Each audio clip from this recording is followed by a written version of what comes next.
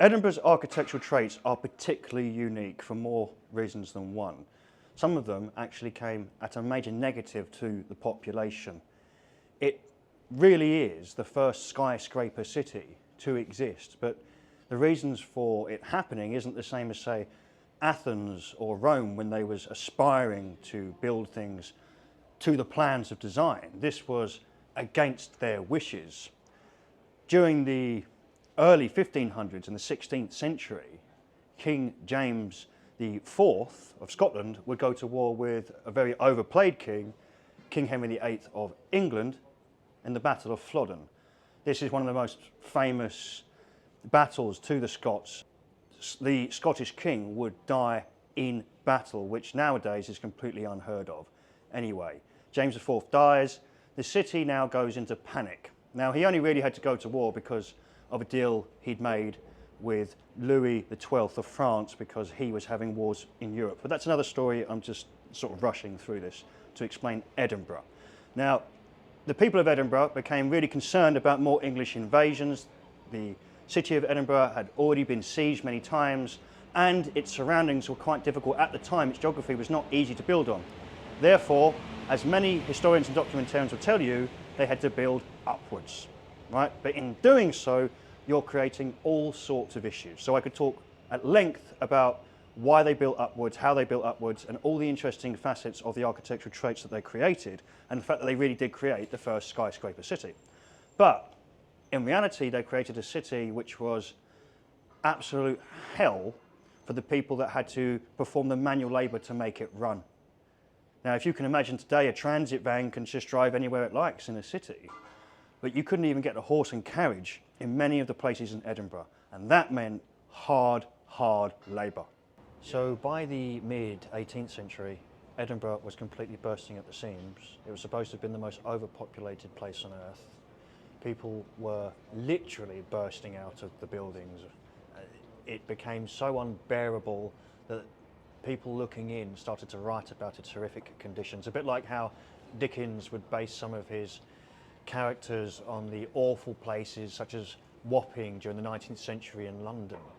And Edinburgh became the picture of an overpopulated city. Now, if you can imagine having to live here in a city made up of stairs and hills, even if you are just looking for something as simple as water, anything like that, someone is going to have to carry that. When you get too old, maybe you're disabled, this means a whole new array of jobs were created, similar to what we know today as the courier system, for people who would just break their backs. And these were people that might be carrying suspicious items in crates that you don't want to talk about, like with Burke and Hare, or it might be someone, like I said, just requesting a big barrel of water.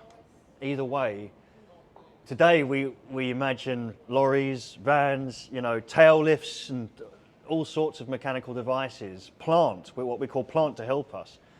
If you can put yourself in the centuries behind us, what it was like to actually work and live in Edinburgh, it would have been really difficult.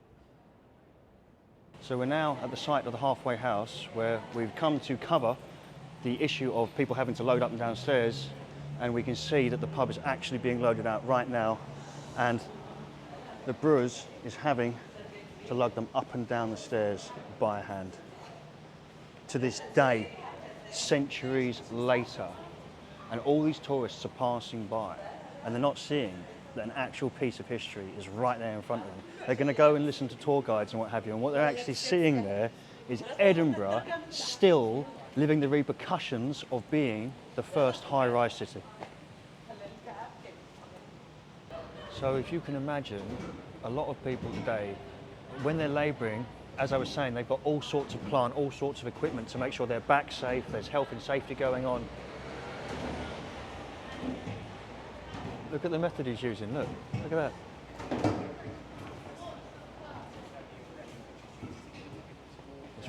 It's so rude to sort of stop and stare, but it's so fascinating to see this process still going on. And it's so basic. Oh wow, Vin, they're lugging a few kegs. No, it's not that simple at all. It's not. It's an actual insight into the past.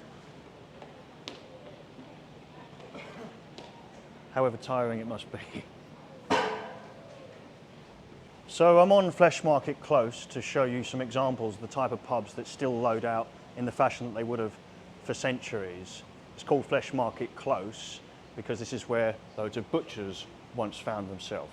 Now this particular pub here I find quite interesting. This is the Jiggling Geordie, and it's named after a man called George Heriot, who during the 17th century was a particularly kind and helpful philanthropist. He was a jeweller, a moneylender, who was kind enough to loan or tick jewels to King James VI and First and his wife, who would then pay major debts back to him. So that's very kind of him, I suppose. What a nice man. So he was the personal jeweller to King James VI and First. So it's nice to know that he helped the downtrodden. Anyway, this pub still has to load out in that fashion, and just as we saw a moment ago, this pub here, the beautiful Halfway House, come down here for me please, cameraman.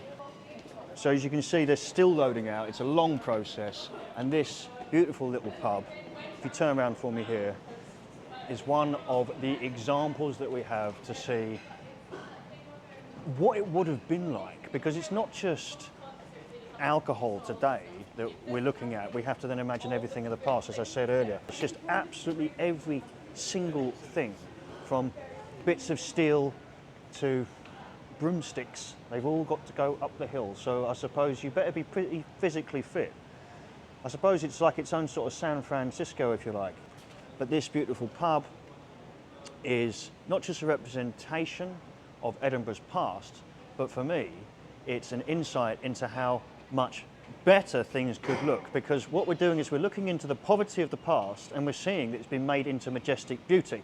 A bit like when we look at the Dockland areas that have been turned into, you know, flash apartments. The truth is, Britain has a very unique, iconic identity, because many places that were once incredibly poor, we now create wealthy areas out of. Whereas in other countries, you might just see a palace, a chateau in France and something like that. But here, we're literally turning our industry and our poverty-stricken buildings into places that now appear to be opulently wealthy and a representation of our history. They are a representation of our history, but in today's time, they're not always properly represented.